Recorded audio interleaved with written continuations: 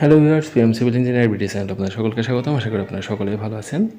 তো Facebook, YouTube এবং যত সোশ্যাল মিডিয়া আছে সব জায়গাতে একটি পোস্ট দেখছি যে যারা ছাত্র আন্দোলনে করেছিলেন, যারা যেই দাবিগুলোর জন্য আন্দোলন করা হয়েছিল সেগুলোতে তারা জয়যুক্ত হয়েছে এবং এগুলোরই পোস্ট দেখছি সব জায়গাতে। তো এর মধ্যেও একটি পোস্ট হচ্ছে যে এইচএসসি পরীক্ষা কি আদৌ শেষ হবে, আদৌ অনুষ্ঠিত হবে, যে পরীক্ষাগুলো স্থগিত আছে এটা কবে হবে এবং নতুন রুটিন কি আসবে। তো ভিউয়ার্স, মূলত এর আগে আমি অনেকগুলো ভিডিও দিয়েছি অটোপাস হওয়ার সম্ভাবনা আছে কতটুকু, তারপরে অটোপাস হতে পারে, কারণ সরকার পতন হলে, এর আগেও বলেছি ভিডিওতে, সরকার পতন হলে অটোপাস হওয়ার সম্ভাবনাটা অনেক বেশি। এবং বাংলাদেশে অটোপাসটা নতুন না, এর আগেও অটোপাস হয়েছে এবং সিচুয়েশন খারাপের দিকে গেলে অটোপাসের সিদ্ধান্ত হতে পারে।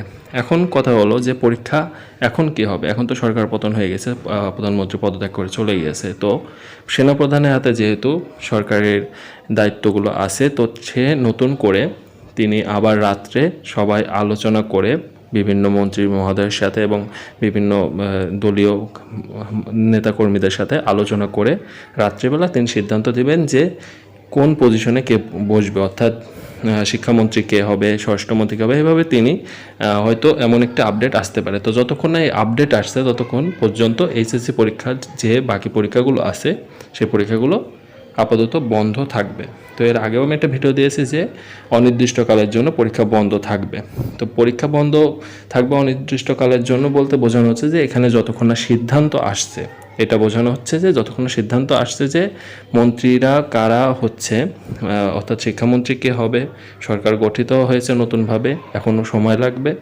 তো তারপরে তারা কি সিদ্ধান্ত নেয় অটোপাস দিবে নাকি পরীক্ষা আবার আরেকটি নতুন রুটিন করে পরীক্ষা নিবে, এটা তো কারণ এখন শিক্ষক এবং শিক্ষার্থীদের যারা আছে তাদেরও পরীক্ষা দেওয়ার একটা মন মানসিকতার বিষয় আছে, তারা পরীক্ষা দিবে কিনা। কারণ অনেক শিক্ষার্থী আছে যাদেরকে আটক করা হয়েছিল, তারা এখনও অনেকে আছে যে জামিনে আছে, তারা পরীক্ষা দিতে পারবে কিনা, এরকম অনেক বিষয় আছে যে তাদের সহপাঠীরা আছে তারা পরীক্ষা দিবে কিনা। তো সেই বিষয়ে দেখা যাচ্ছে তারা অটোপাস চাচ্ছে অনেকে, যে অটোপাস করে দেওয়া হোক। তো অটোপাস সিদ্ধান্ত হবে কি না এটা মন্ত্রীরা, যারা মন্ত্রী হবে, সরকার গঠন হবে, তারপরে সিদ্ধান্ত হবে। আর 11 তারিখে যে নতুন রুটিন প্রকাশ করেছিল সেই পরীক্ষা কখনোই হবে না, 11 তারিখে ইম্পসিবল হওয়ার সম্ভাবনা নেই। এবং পরবর্তীতে তারা কি আবার নতুন করে রুটিন প্রকাশ করবে নাকি সবাইকে অটোপাস করে দেবে। কারণ অনেকেই অটোপাস চাচ্ছে, অনেকে কমেন্ট করেছে যে অটোপাস চাই, আবার অনেকে বলেছে অটোপাস চায় না।